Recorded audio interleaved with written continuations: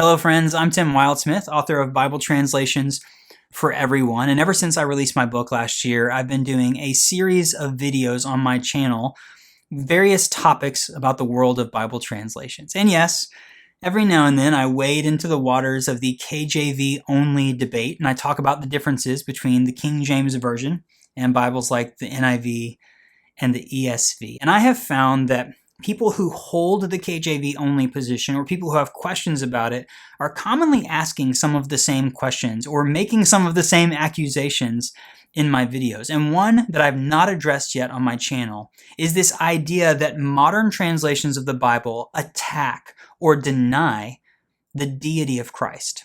That is what I would call the third most common response that I see in the comments. People genuinely asking questions. Hey, I've heard that these modern translations deny the deity of Christ. Or people saying, hey, don't read those.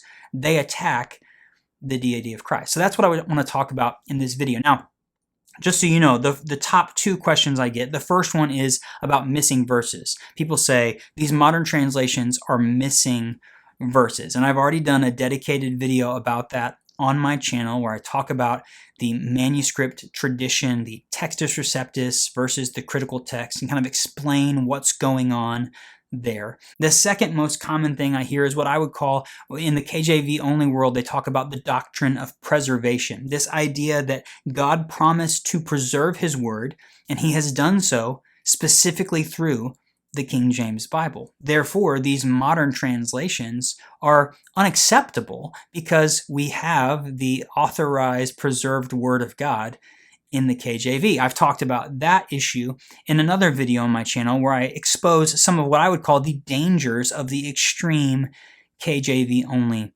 position. I will put links to both of those videos in this video's description if you'd like to check them out. But this video is all about answering that question about the deity of Christ. Do modern translations deny that Jesus is God? And I think the best place to start is by looking at some of the verses that people who are KJV only regularly quote to defend their position.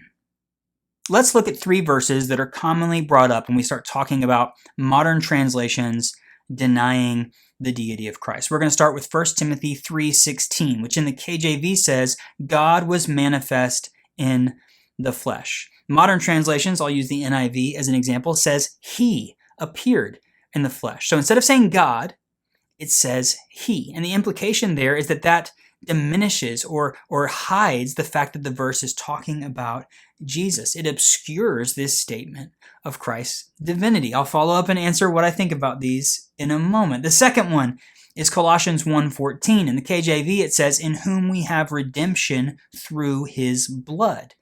But in the NIV, it's missing through His blood. It simply says, in whom we have redemption.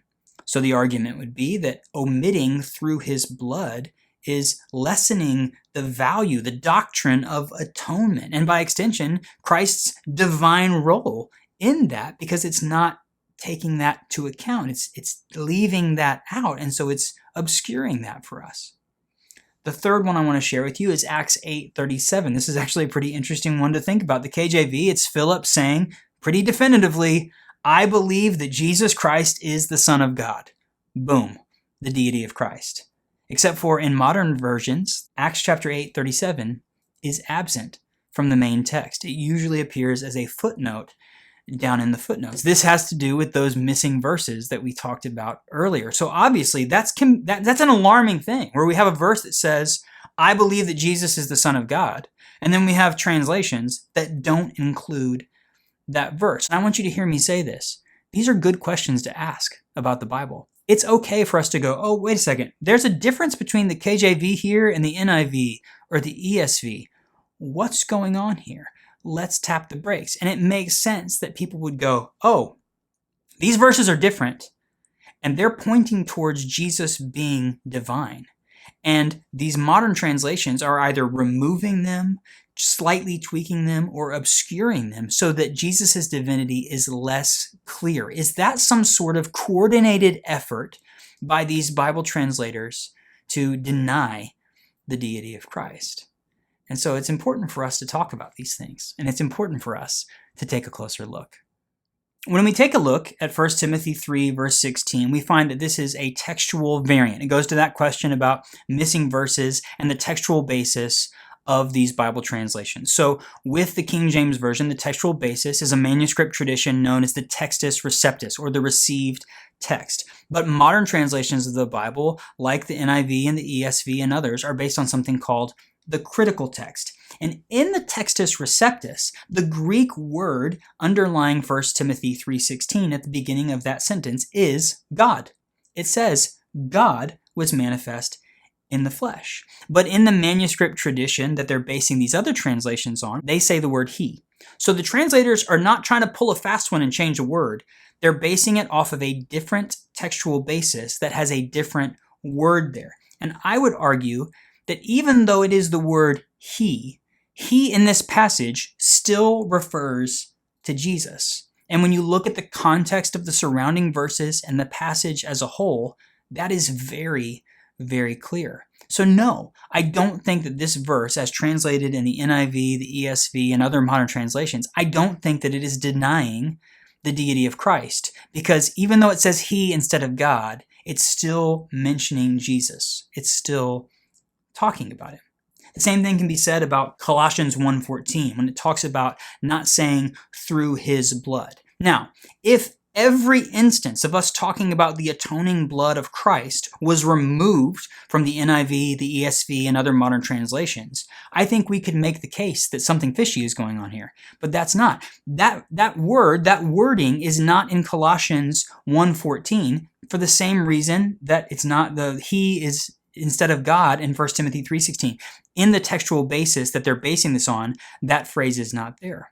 But it is in other verses. If you go to the NIV or the ESV for Ephesians 1 verse 7, we see, in him we have redemption through his blood, the forgiveness of sins. So again, this is where you have to do a little bit of critical thinking. One verse has slightly different wording, and that sends up a red flag. Well, then when you understand the textual basis of the NIV and the ESV doesn't include that phrase, so they're actually honoring the text they're translating from, and then you look at another verse where those same words are included, clearly the translators of these translations are not trying to remove the idea of the atoning sacrifice of Jesus from the New Testament, because we find it right here in Ephesians 1 verse 7. So no, I don't think Colossians 1:14 stands up as an example of denying or attacking the deity of Christ or the atonement, because we find that in other places in these translations. It's a matter of the textual basis underlying it. The same thing can be said about that verse in Acts 8:37. The reason why Philip's statement about Jesus as the Messiah, as God, is not in there is because it's not there in the textual basis. So again, if you go back and watch that video about missing verses in the NIV and other translations, it's going to kind of suss this out a little bit more and explain more to you about it. But then, again, that's one example. So that is an example, 8:37, if you just take it at face value, Acts 8:37, where the KJV says Jesus is the Son of God, and the NIV, the ESV, and other translations don't.